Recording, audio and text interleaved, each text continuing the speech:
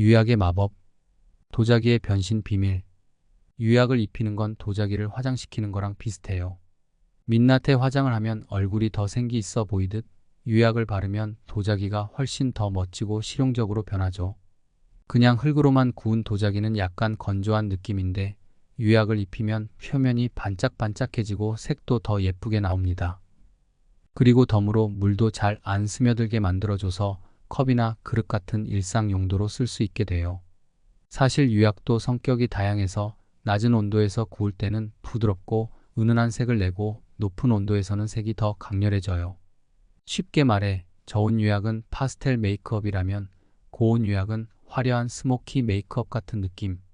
도자기의 용도와 분위기에 따라 메이크업 스타일을 고르는 재미가 있어요. 유약을 입히는 방법도 여러 가지인데요.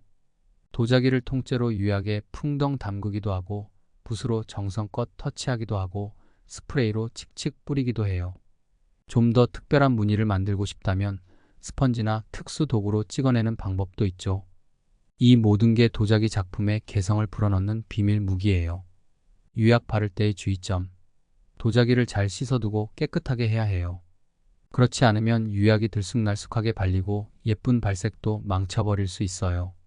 그리고 유약 농도를 잘 맞춰야 원하는 색과 느낌이 제대로 살아납니다. 이렇듯 유약 덕분에 도자기가 멋진 외모와 더불어 실용적인 기능까지 갖추게 되는 거죠. 사막에서 시작된 유약의 기적 이야기. 유약의 시작은 사실 흙그릇의 불편함에서 출발했습니다. 흙그릇은 좋긴 했지만 마치 종이컵에 물을 담아 놓은 것과 같죠. 흙그릇은 액체를 담으면 흡수해버리기 일쑤였고 깨지기 쉬워 음식이나 물을 오랫동안 보관하기엔 한계가 있었습니다. 결국 인류는 어떻게 하면 이 흙그릇을 더 튼튼하게 만들 수 있을까? 라는 문제를 해결하고자 고심하게 됩니다. 그런데 이 고심은 우연한 발견과 마주하며 흥미로운 방향으로 전개되죠. 그 중요한 발견은 사막을 넘나들던 고대 상인들 덕분에 이루어졌습니다. 불을 피워 음식을 만드는데 모래에 소다나 소금을 쏟았을 때 모래가 녹아서 유리질이 되는 현상을 목격한 겁니다. 이게 웬 마법 같은 일인가 했지만 알고 보니 석영이 소다나 소금 같은 물질과 만나면 녹는 온도가 확 내려가더라는 거죠. 평소엔 섭씨 1700도나 되어야 녹던 모래가 이제는 1000도 이하에서도 녹기 시작하니 이게 바로 유리의 탄생으로 이어진 놀라운 힌트가 되었습니다. 이제 고대의 중동 사람들은 이 현상을 응용해 유리를 만들기 시작했습니다. 당시 사람들은 물에 젖지 않는 그릇이란 꿈 같은 발상을 현실로 만들고 싶었거든요. 그래서 흙그릇의 표면을 매끈하게 만들어 물도 새지 않게 하고 강도도 높이는 방법을 찾다가 유리처럼 녹여낸 물질을 얇게 바르는 방식을 고안하게 됩니다. 마치 마법의 코팅처럼 말이죠. 이렇게 탄생한 유약은 흙그릇에 방수 기능을 입혀줬고 이제 흙그릇은 물과 음식을 든든히 담아낼 수 있게 되었습니다. 유약의 발명 덕분에 인류는 이제 흙그릇에 물을 담는데 자신감을 가질 수 있게 되었습니다. 흙그릇은 이제 단순한 그릇이 아니라 예술적이고 실용적인 도자기로 재탄생하게 된 것입니다. 유약 한번 바르고 나니 그릇은 더 오래, 더 맛있게, 더 멋지게 쓰일 수 있게 되었죠. 이렇게 유약은 흙그릇의 단점을 완벽히 보완하고 오늘날의 도자기 문화를 꽃피우는 데 큰 역할을 하게 되었습니다. 나무재 유약의 마법, 자연과 불이 만든 도자기의 숨결. 나무재 유약, 즉 제유는 나무의 재로 만든 특별한 유약이에요. 우리나라에서는 신라시대부터 시작하여 청자와 분청사기에 사용되었어요. 이 유약이 도자기에 발리면 은은하고 자연스러운 색감이 돌면서 마치 유리처럼 반짝반짝해져요. 이게 다 도자기의 아름다움을 더하려는 비법 중 하나랍니다. 청자와 분청사기는 이 나무재 유약 덕분에 우리 눈길을 사로잡는 색감과 깊이를 얻게 되는 거죠. 나무재 유약은 사용하는 나무의 종류, 채집 장소, 그리고 소성 온도에 따라 색상과 질감이 다양하게 나타나는 특징을 가지고 있어요. 소나무재로 만든 유약은 깊고 고급스러운 초록빛이 나오고 참나무재는 따뜻한 회갈색을 띠게 돼요. 덕분에 청자와 분청사기는 같은 유약을 사용해도 가마에서 나올 때마다 조금씩 다른 개성을 지니게 됩니다. 한마디로 도자기 하나하나가 고유의 색을 지닌 세상에 단 하나뿐인 작품이 되는 거예요. 이 나무재 유약을 입히고 가마에서 구우면 유약이 살짝 흘러내려 독특한 물결 모양이 생기는데 그게 자연스럽게 겹쳐지며 도자기 표면에 작고 생동감 있는 물결 무늬가 생겨요. 거기에 작은 기포까지 더해져 입체적인 느낌이 살아나죠. 매끈한 도자기와는 다른 생동감 덕분에 청자와 분청사기는 마치 자연 속에 있는 작은 파동을 담은 듯한 느낌을 주게 됩니다. 또 이 나무재 유약은 도자기의 내구성도 높여줍니다. 왜냐하면 나무재 속에 칼슘과 칼륨 같은 성분이 들어있어서 높은 온도에서 녹아 투명한 유리 같은 층을 형성하거든요. 덕분에 청자와 분청사기는 단순히 빛나기만 하는 게 아니라 마치 자연 속 보석 같은 특별한 느낌과 강도를 지니게 됩니다. 이 유약 덕분에 청자와 분청사기는 겉으로 빛나면서도 속은 아주 단단한 매력을 가지게 되는 거예요. 결론적으로 청자와 분청사기에 사용된 나무재 유약은 단순한 장식이 아니라 자연의 재료와 불이 만나 탄생한 협업 작품이라 할 수 있어요. 하나하나가 각기 다른 색감과 질감을 가지며 전통 도자기의 멋을 전할 뿐 아니라 자연의 숨결이 깃든 은은한 아름다움을 더하는 것이에요. 나무재 유약과 유리질 유약의 차이. 나무재 유약과 중동 지역의 유리 유약은 그 재료와 방식 그리고 완성된 도자기의 미적 특징에서 큰 차이를 보입니다. 각각 동아시아와 중동이라는 서로 다른 문화적, 환경적 배경에서 발달해온 이 두 유약은 다양한 질감과 광택을 지닌 도자기를 만들어냈습니다. 나무재 유약은 주로 나무재에서 채취한 화분과 소량의 광물을 물에 녹여 사용합니다. 나무재에는 칼륨과 칼슘 같은 알칼리 성분이 포함되어 있어 소성 온도에서 유리질이 형성되며 고온에서 소성할 때 도자기 표면에 자연스럽고 부드러운 윤기를 만들어냅니다. 반면 중동 지역의 유리 유약은 주로 유리질 실리카와 납을 주 성분으로 하며 이를 녹여 도자기 표면에 입히는 방식입니다. 유리 유약은 낮은 온도에서도 쉽게 녹아 투명하고 매끈한 표면을 형성하는데 이로 인해 선명한 색감을 유지할 수 있으며 구리와 코발트를 사용하여 청색과 녹색 계열의 색을 자주 표현합니다. 나무재 유약은 높은 소성 온도에서 구워지며 도자기 표면에 자연스러운 광택과 유약이 흘러내리는 느낌을 줍니다.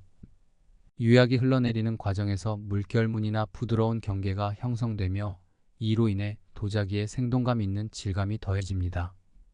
반면 유리 유약은 낮은 온도에서 소성되어 부드럽고 매끄러운 표면을 가지며 유리질의 높은 투명도로 인해 청록색, 청색 등 선명한 색감을 표현하는 데 적합했습니다.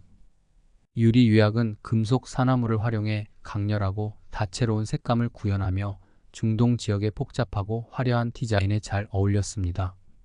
나무재 유약 도자기는 자연스러운 아름다움을 강조하며 색감이 부드럽고 은은한 특징을 지닙니다. 특히 청자 도자기에서 짙고 고요한 녹색 계열의 색상이 자주 보이며 이는 자연의 조화를 중시하는 동아시아의 미적 감각과 부합합니다. 반면 중동의 유리 유약 도자기는 강렬하고 선명한 색상과 부드러운 광택을 가지며 투명한 유리질을 통해 빛을 반사하는 화려한 느낌을 줍니다. 중동에서는 이슬람 양식의 기하학적 문양이나 식물 문양을 유리 유약 도자기에 자주 표현했으며 이러한 복잡하고 화려한 장식은 중동 지역의 미적 선호를 잘 나타냅니다.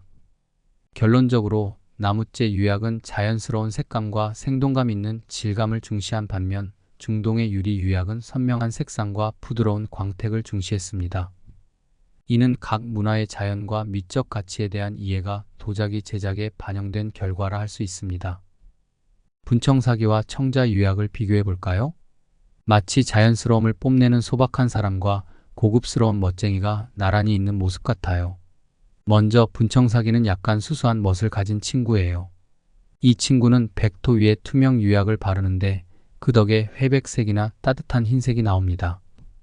흑빛 나는 베이지 옷을 입고 은은한 자연스러움을 자랑하는 사람을 떠올려 보세요. 굳이 꾸미지 않아도 멋스럽잖아? 하는 느낌이죠. 반면 청자는 철분을 섞은 유약 덕분에 진짜로 청록색이 납니다. 그 비결은 철 성분이 고온에서 환원 소성이라는 비법을 만나면서 특별한 녹색이 나오는 거예요. 고급 그린 컬러로 수트를 입고 다니는 멋쟁이라고 보면 됩니다. 나 좀 청하지? 하는 우아한 매력이죠. 분청사기는 유약이 흘러내리거나 붓질 자국이 남아있는 경우도 있어요. 그래서 부드럽고 은은한 광택을 주면서도 있는 그대로의 나를 보여주는 느낌이 강합니다. 엣지 있는 자연미라고 할까요? 그에 비해 청자는 매끈하고 깊이 있는 광택을 자랑해요. 유약이 아주 잘 녹아서 균일하게 퍼지기 때문에 고급 도자기 잡지에 나올 법한 매끄러운 피부를 자랑합니다. 청자의 광택은 완벽한 거울 같은 표면이라고 불리죠. 스스로도 나는 다듬어진 고급미가 있어라고 말하는 것 같아요. 분청사기 유약이 흙의 내추럴한 색감과 부드러운 광택을 만들어낸다면 청자 유약은 철분의 청록색과 깊이 있는 광택으로 우아하고 고급스러운 매력을 만들어줘요. 백자의 유약. 한국의 백자에서는 전통적으로 나무재 유약이 많이 쓰이지는 않았습니다. 백자는 주로 깨끗하고 하얀 표면을 강조하기 때문에 나무재 유약보다는 석회나 장석 유약이 더 흔하게 사용되었습니다. 이 유약은 도자기 표면을 밝고 균일한 백색으로 만들어주며 한국 백자의 차분하고 순수한 미감을 잘 표현해줍니다. 그러나 일부 백자에서는 나무재 유약을 사용하는 경우도 있었어요. 특히 조선 후기에는 나무재와 다른 천연 재료를 섞어 유약을 만들기도 했고 소나무재를 일부 섞어서 청록빛을 내거나 은은한 질감을 주는 경우가 있었습니다. 이는 전통 백자 특유의 깨끗한 흰색과 달리 조금 더 자연스러운 멋을 가미하고자 한 시도라고 볼 수 있죠. 결론적으로 한국 백자에서는 깨끗한 흰색을 표현하기 위해 석회와 장석 유약을 주로 사용했지만 일부에서는 나무재 유약을 가미하여 자연스러운 색감과 질감을 살리기도 했습니다. 중국에서도 백자의 나무재 유약이 종종 사용되었습니다. 특히 중국 송나라와 원나라 시기에 나무재 유약을 사용한 백자가 일부 제작되었습니다. 나무재 유약을 사용하면 유약이 약간 불투명한 색감을 내면서도 독특한 광택을 주기 때문에 당시에는 이러한 자연스러운 느낌을 선호한 백자도 있었죠. 그러나 대부분의 중국 백자는 투명하고 깨끗한 흰색을 유지하기 위해 나무재 유약 대신 석회나 장석 유약을 더 많이 사용했습니다. 특히 명나라와 청나라 시기의 백자는 고온에서 투명하고 순백의 표면을 만드는 것이 목표였기 때문에 석회 기반 유약을 사용하여 맑고 깨끗한 흰색을 구현하는 데 중점을 두었습니다. 다만 나무재 유약을 사용한 백자는 흙 속의 미세한 철 성분과 결합해 미묘한 청색이나 은은한 회백색을 띠는 경우가 있어 자연스럽고 전통적인 아름다움을 강조하는 데 사용되기도 했습니다. 요약하자면 한국과 중국 모두 백자에서 석회와 장석 유약을 주로 사용해 맑고 깨끗한 흰색을 구현하려 했지만 나무재 유약이 일부 사용되며 자연스러운 색감과 전통미를 더하는 역할도 했다는 것을 알 수 있습니다.